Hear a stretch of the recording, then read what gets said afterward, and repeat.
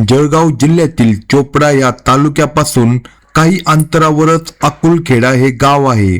या गावामध्ये जगदीश काशीनाथ पाटील हा अवघा 34 वर्ष वयाचा तरुण राहत होता। मूळ निमगावान येथील रहिवासी असलेल्या जगदीश पाटील याचे वयाच्या 20व्या वर्षी लग्न झाले होते।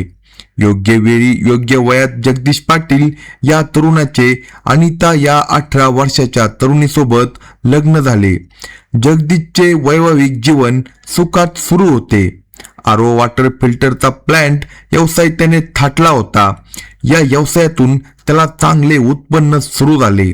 बघता बघता त्याने एक 4 चाकी गाडी खरेदी केली। ते वाहन त्याने भाड्याने दिले। एकीकडे त्याची व्यवसायात प्रगती होत होती, दुसरीकडे त्याचा संसारही फुलत होता।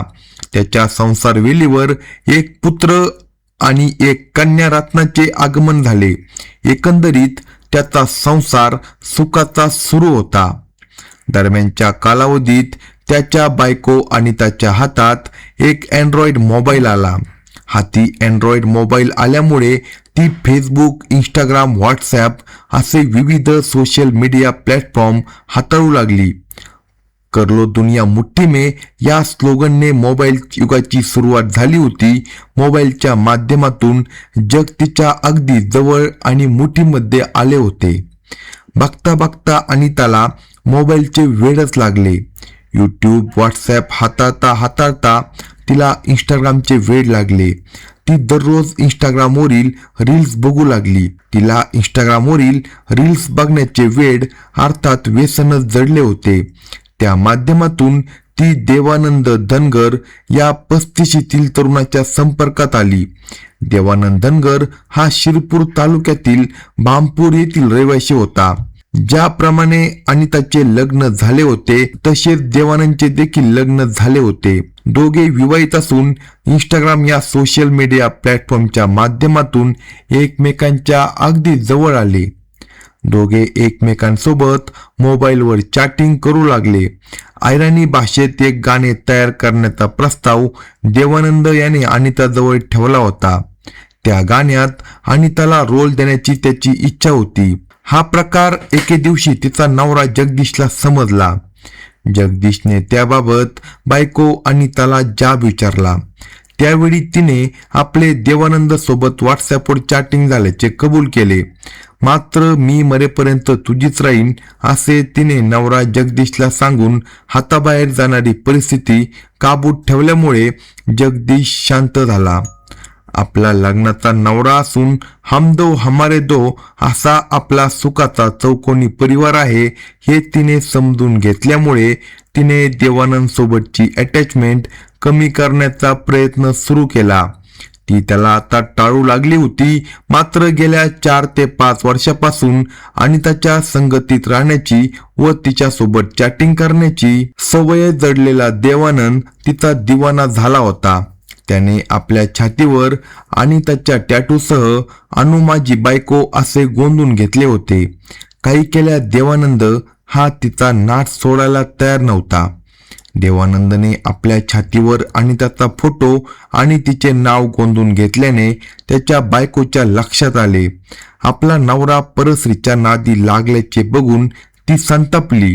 घरात वादाला तोंड फुटले। आपल्या नवऱ्यानेच विश्वासघात केल्याने ती चिडून त्याला कायमची सोडून निघून गेली। बायको सोडून गेल्यामुळे देवानंदला आता रानच मोकळे झाले होते। मात्र इकडे अनिता त्याला टाळत असल्यामुळे एकाकी पडलेला देवानंद काही केला आणि त्याचा नाच सोडण्यास तयार नव्हता। दिनांक 28 फेब्रुवारी 2026 रोजी शनिवारचा दिवस उजाडला। या दिवशी सकाळी 7 वाजता नेहमीप्रमाणे अनिताची मुले शाळेत गेली होती आणि त्याचा नवरा जगदीश हा मूळ गावी म्हणजे निमगावान येथे त्याच्या आईला पापड देण्यासाठी गेला होता। त्यावेळी अनिता एकटीच घरी होती। सकाळी 9 वाजता तिने गल्लीतील इतर महिलांच्या मदतीने स्वतःच्या अंगणात कुरड्या तयार केल्या। आज आपल्या जीवनातील शेवटचा दिवस असल्याचे तिला माहितीच नव्हते। ते केवळ नियतीलाच माहीत होते. 10:30 वाजता शाळेत गेलेली तिची मुलगी घरी परत आली. त्यावेळी घर बंद होते. घराचा लोखंडी दरवाजा उघडण्यासाठी तिच्या मुलीने बारीक जाळीतून हात टाकत आतून बंद असलेला दरवाजा उघडला. घराचा दरवाजा उघडताच अनिताची मुलगी एका क्षणासाठी निशब्द झाली.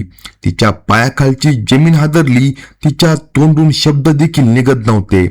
मात्र पुढच्या क्षणी ती जोरजोरात ओरडत धाय मोकलून रडू लागली. तिने पाहिलेले दृश्य भयानक होते. तिची आई अनिता रक्ताच्या थारोळ्यात पडली होती. तिच्या शेजारी देवानंद धनगर हा देखील रक्ताच्या थारोळ्यात निश्चित पडला होता. बाजूला एक पिस्तूल आणि 2 काडतुसे देखील पडली होती.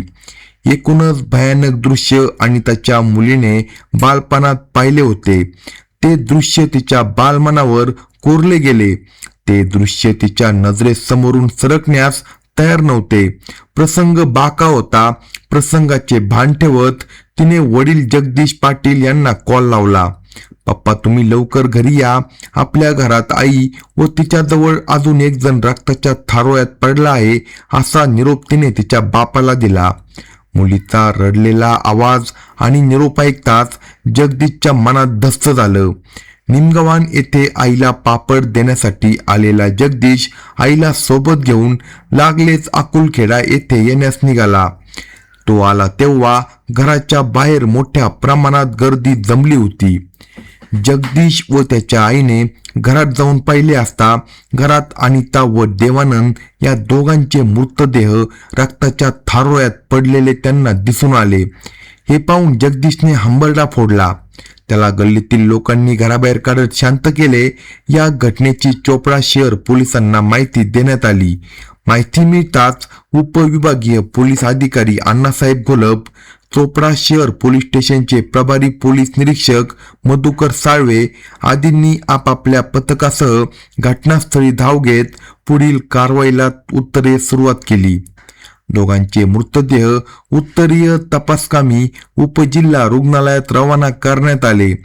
उपविभागीय पोलीस अधिकारी अण्णासाहेब घोलप यांच्या मार्गदर्शनाखाली पुढील तपासाला सुरुवात झाली. मयत देवानंद धनगर याला आणि त्याचा नवरा जगदीश याने यापूर्वी कधी पाहिले नव्हते. मात्र अनिताचे देवानंद नावाच्या व्यक्तीसोबत मोबाईलवर चॅटिंग होत असल्याचे त्याला माहीत होते. पोलिसांनी त्याचा मोबाईल तपासला असता त्याचे नाव देवानंद सुभाष धनगर असल्याचे निष्पन्न झाल्यामुळे आपल्या बायकोसोबत इंस्टाग्रामच्या माध्यमातून चॅटिंग करणारा हाच तो देवानंद धनगर असल्याचे नवरा जगदीशच्या लक्षात आले. अनिता ही देवानंद याला वेळ देत नसल्यामुळे तो तिला मारून टाकणार असल्याचा आणि स्वतः देखील आत्महत्या करणार असल्याचा मेसेज पोलिसांना त्याच्या मोबाईलमध्ये आढळून आला. देवानंदने स्वतःच्या मोबाईलवर जगदीश मला माफ कर, माझे आणि अनिताचे प्रेम आहे, मी तिच्याशिवाय राहू शकत नाही, मला ती टाळत आहे, दुसऱ्यासोबत बोलते, मी तिला सोडणार नाही आणि मी देखील जिवंत राहणार नाही, असा मेसेज त्याने व्हॉट्सॲपवर देवानंद याला टाईप केला होता. हा मेसेज जगदीशला रवाना करण्याचे राहून गेल्याचे समजले. या कालावधीत अनिता आणि देवानंद यांच्यामध्ये वाद झाला. त्या वादाचा परिणाम गोळीबारात झाल्याचे म्हटले जाते. हत्या व आत्महत्याच्या या घटनेप्रकरणी मयत अनिताचा नवरा जगदीश काशीनाथ पाटील याने दिलेल्या फिर्यादीनुसार चोपडा शहर पोलीस स्टेशनला देवानंद सुभाष धनगर याच्या विरुद्ध कायदेशीर गुन्हा दाखल करण्यात आला. सोशल मीडियाचा दुरुपयोग केल्याने काय परिणाम होतात हे या घटनेतून दिसून येते. आणि त्याच्या प्रेमात दिवाना झालेल्या देवानंद याने स्वतःच्या छातीवर तिचा फोटो आणि नाव गोंधून घेतले होते. त्यामुळे त्याच्या बायकोने त्याला सोडचिठ्ठी देत त्याच्यापासून सुटका करून घेतली. देवानंदची बायको त्याच्यापासून मुक्त झाली. देवानंद याने स्वतःवर गोळी झाडून जीवनातून आपली देखील मुक्तता करून घेतली. याशिवाय अनिता देखील देवाघरी गेली. मात्र अनिताचा नवरा एकाकी झाला. महत्वाचे म्हणजे तिची दोन्ही मुले मातृप्रेमाला कायमची पारखी झाली. अशाच नवनवीन क्राईम स्टोरी ऐकण्यासाठी कलम 302 या मराठी चॅनेलला लगेच सबस्क्राईब करा आणि आपल्या प्रतिक्रिया कमेंट बॉक्समध्ये कळवा.